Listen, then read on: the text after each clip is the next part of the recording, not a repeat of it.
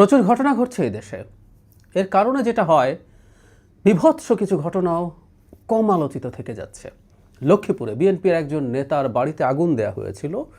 সেই আগুনে পুড়ে মারা গেছেন ওই ভদ্রলোকের 7 বছর বয়সী কন্যা। আরও 2 কন্যা গুরুতর দগ্ধ হয়েছেন। তারা বাঁচবেন কিনা নিশ্চয়তা নেই। অবস্থা ভালো না, তাদেরকে ঢাকায় বার্ন ইনস্টিটিউটে ভর্তি করা হয়েছে। মানে অনেকে বলেন যে এটা যেহেতু বিএনপি নেতার কন্যা এবং বিএনপির সোশ্যাল মিডিয়াতে অন্তত যথেষ্ট ভালো ইকোসিস্টেম নেই, সেই কারণে আলোচিত কম হয়েছে। কিন্তু আমি আসলে বিএনপি জামাত এই হিসেবগুলো না করি। মানে যে ঘটনাটা ঘটলো, আমাদের সমাজটা ঠিক কোন জায়গায় চলে গেছে সে আলাপটা একটু করতে চাই। এবং আমাদের আসলে সামনে কত বড় কাজ আছে, কত বড় কাজ আমাদের সামনে আছে, আমরা হয়তো কল্পনাও করতে পারি না। লক্ষ্মীপুরের ভবানীগঞ্জ ইউনিয়ন বিএনপির সহ সাংগঠনিক সম্পাদক উনি জনাব বেলাল হোসেন, তার বাড়িতে বাইরে থেকে তালাবদ্ধ করে পেট্রোল ঢেলে আগুন জ্বালিয়ে দেওয়া হয়। সেই বাড়ি পুরো পুড়ে ছাই হয়ে যায়। বেলাল তার স্ত্রী এবং অন্য 2 কন্যাকে নিয়ে বেরিয়ে মানে টিনের যে বেড়া আছে সেটাকে ফাঁক করে বেরিয়ে আসতে পেরেছিলেন। তার কন্যার কথা শুনতে পারছিলেন। এটাই হেডলাইন এখানে প্রথম, আব্বু আমাকে নাও, আমাকে নাও, ছোট কন্যাটা বলছিল। তিনি আগুন অনেক বেড়ে যাওয়ার কারণে আর ঢুকতে পারেননি। সেই শিশু কন্যাটি পুড়ে মারা যায়। আমরা ধরে নেই এটা নাশকতা, এটা শত্রুতা, ধরে নেই। কেউ বলতেই পারেন বিএনপির মধ্যেও তো অন্তর্কন্দল আছে, থাকতে পারে, বিএনপির কেউ দিতে পারে। জামাত লক্ষ্মীপুরের ওই অঞ্চলে শক্তিশালী আছে, তারা নির্বাচন করতে চায়, জামাত হতে পারে। আমি জাস্ট হতে পারের কথা বলছি। বা একেবারে ব্যক্তিগত শত্রুতা আছে কোনো কারণে, উনি একজন সার কীটনাশক ব্যবসায়ী, এর বাইরে ব্যবসায়িক বা অন্য কোনো দ্বন্দ্ব আছে, ধরে নেই, যে কোনো পসিবল, যে কোনো কিছু হতে পারে। কিন্তু আমরা কি এটা খেয়াল করছি যে একজন মানুষের সাথে শত্রুতার জন্য তার বাড়িতে তালা দিয়ে আগুন দিয়ে দেওয়া হচ্ছে, যেখানে ওই ভদ্রলোক ছাড়া তার স্ত্রী এবং 3 কন্যা বাস করেন। মানে পুরো পরিবারকে জ্বালিয়ে মেরে ফেলতে চেয়েছিলেন। এই হচ্ছে আমাদের অন্তত কিছু মানুষের এক ধরনের মানসিকতা।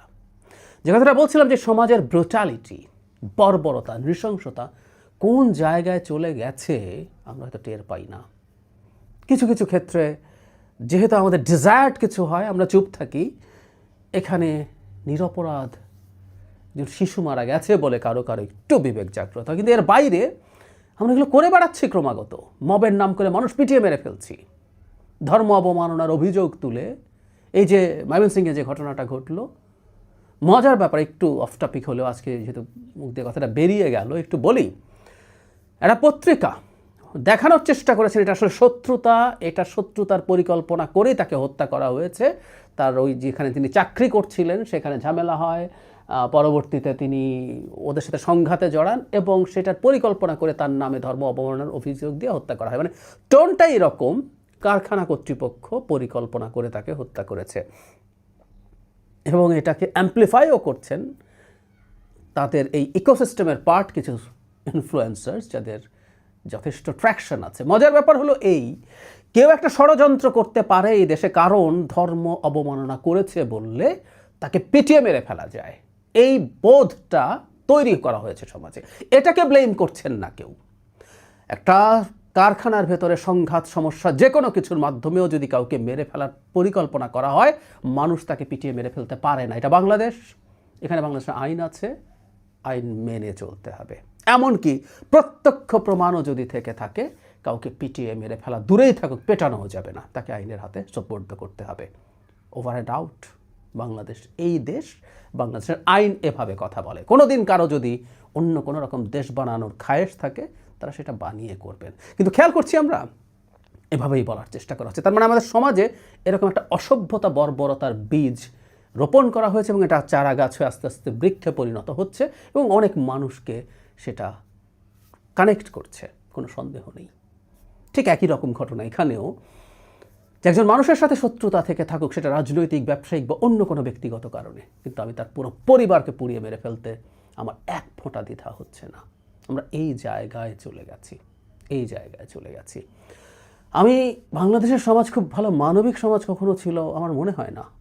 আমরা যথেষ্ট মানবিক, আমরা সুযোগ পেলে বিশেষ করে আমরা খুব ক্ষমতা দেখিয়ে দিই, আমরা প্রতিশোধ নিয়ে নেওয়ার চেষ্টা করি বা শত্রুতা করে আমরা যে কোনো কিছু করে ফেলতে পারি। জমি জমার ছোটোখাটো বিরোধে মানুষ খুন করে ফেলা আমাদের বহু বহু বছরের ইতিহাসের অংশ। কিন্তু এটা এখন এমন পর্যায়ে চলে গেছে যেটা আসলে ভয়ঙ্কর, নিয়ন্ত্রণের বাইরের মতো। প্রচুর সমাজকে নিয়ে কাজ করতে হবে, কিন্তু সমাজকে নিয়ে কাজ করাটা দীর্ঘমেয়াদী, এটা তো করতে হবেই। কিন্তু খুব দ্রুত আসলে এই মারাত্মক অপরাধগুলোকে চিহ্নিত তো বটেই, এর অপরাধীদেরকে চিহ্নিত করা, আইনের আওতায় আনা এবং দ্রুত শাস্তি নিশ্চিত করা, এই কাজগুলো করতে হবে খুব জরুরি ভিত্তিতে। এই সরকার কিছু আর করবে বলে মনে করি না। আগামী সরকার যারাই নির্বাচিত হয়ে আসুক, তাদের সবচেয়ে গুরুত্বপূর্ণ কাজ হবে দেশে অন্তত এই ধরনের বিষয়কে অ্যাড্রেস করা। এবং শুধু এটা করলেই হবে না, আসলে ভেতরে কাজ করতে হবে, খুঁজে দেখতে হবে কেন আমাদের মধ্যে এই পরিস্থিতি তৈরি হয়েছে। খানিকটা ধারণা আমার নিজেরও আছে, কোনো একদিন কথা বলবো, কিন্তু খুব সিরিয়াস এটা খুঁজে বের করতে হবে, সেটা নিয়ে কাজ করতে হবে। এই অসভ্য বর্বর সমাজ আমাদের বাসযোগ্য না, হতে পারে না। আইন শৃঙ্খলা যতই থাকুক না কেন, যদি এরকম একটা বর্বরতার চাষ চলতে থাকে, আমরা যদি নিজেকে সেটা ওন করতে থাকি, কোনো না কোনো ফর্মে সেটা প্রকাশিত হবেই। এগুলো আমাদের জন্য খুবই অ্যালার্মিং সিচুয়েশন তৈরি করবে।